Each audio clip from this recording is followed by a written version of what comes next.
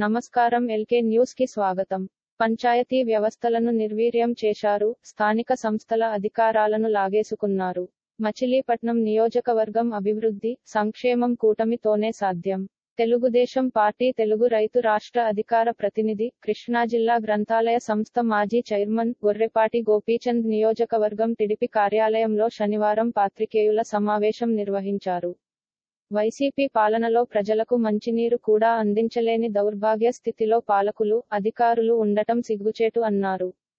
3 రోజులకోసారి ఇచ్చే మంచినీరు కూడా స్వచ్ఛమైన నీరు ఇవ్వకుండా బురదతో రావడం వలన ప్రజలు ఇబ్బందులు పడుతున్నారన్నారు.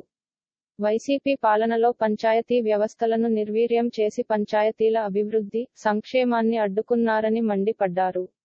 నేటి వైసీపీ పాలకులు స్థానిక సంస్థల అధికారాలను కూడా లాగేసుకుని ఇష్టారాజ్యంగా వ్యవహరించడం దుర్మార్గం కాదా అన్నారు.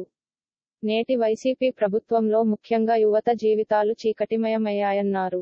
వచ్చే ఎన్నికలలో ఎన్డీఏ కూటమి అధికారంలోకి వస్తే ఇచ్చే సూపర్ 6 పథకాలతో ప్రజల జీవితాల్లో వెలుగులు వస్తాయన్నారు. మచిలీపట్నం నియోజకవర్గంలో నేటి వైసీపీ పాలకులు మట్టి మాఫియా, భూ దోపిడీతో వేల కోట్లు దోచేశారు అని మండిపడ్డారు.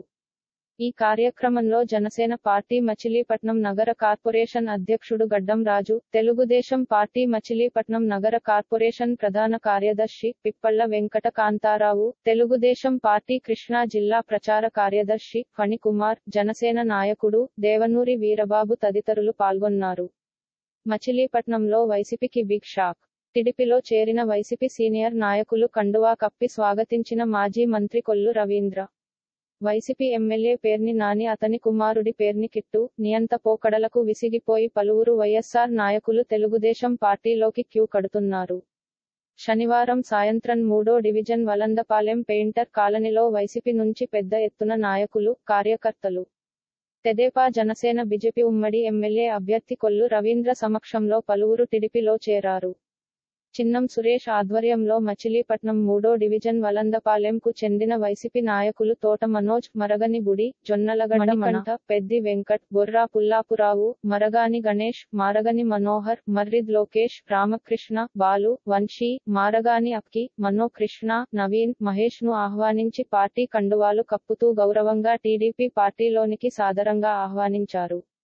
ఈ సందర్భంగా కొల్లు రవీంద్ర మాట్లాడుతూ ఈ రాష్ట్ర రూపురేఖలు మార్చాలంటే తెలుగుదేశం జనసేన ఎన్డీఏ ప్రభుత్వాన్ని అధికారంలో తీసుకురావాలని తెలియజేశారు. బందరు నుంచి రేపల్లె వరకు రైలు మార్గాన్ని నిర్మించే విధంగా కృషి చేస్తాం. ఈసారి తెలుగుదేశాన్ని గెలిపిస్తే మచిలీపట్నాన్ని రాష్ట్రంలోనే ఆదర్శ నియోజకవర్గంగా తీర్చిదిద్దుతానని తెలియజేశారు. ఎంపీ అభ్యర్థి వల్లభనేని బాలశౌరితో కలిసి మచిలీపట్నం నియోజకవర్గాన్ని దేశంలోనే అద్భుత నియోజకవర్గంగా తీర్చిదిద్దుతాం. ఈ కార్యక్రమంలో మాజీ మున్సిపల్ చైర్మన్ మోటమర్రి బాబా ప్రసాద్, గోపీచంద్, పిప్పళ్ల వెంకన్న, మాదివాడ రాము, కొరియర్ శ్రీను, మోతుకూరి అంజనేయులు, సింగ్ పి శేఖర్, ఎ రాము, పొన్నూరు శేఖర్ తదితరులు పాల్గొన్నారు. మచిలీపట్నం బుట్టాయిపేటలో వేంచేసియున్న శ్రీ చిట్టి పిల్లారయ్య స్వామి ఆలయంలో నవమ వార్షికోత్సవాలు ఘనంగా నిర్వహిస్తున్నారు. వార్షికోత్సవంలో భాగంగా శనివారం శ్రీ గణపతి పూజ, చిట్టి పిల్లారయ్య స్వామి వారికి విశేష అభిషేక అర్చన, శత చండీయాగ మహాపూర్ణాహుతి, శ్రీ లక్ష మోదక యాగ మహాపూర్ణాహుతి, పుష్పయాగ వైభోత్సవము, అన్న సమారాధన కార్యక్రమం తదితర కార్యక్రమాలు జరిగాయి. భక్తులు అధిక సంఖ్యలో పాల్గొన్నారు. కొంకేపూడి ఆంజనేయ స్వామి దేవాలయంలో కాగిత దంపతుల పూజలు.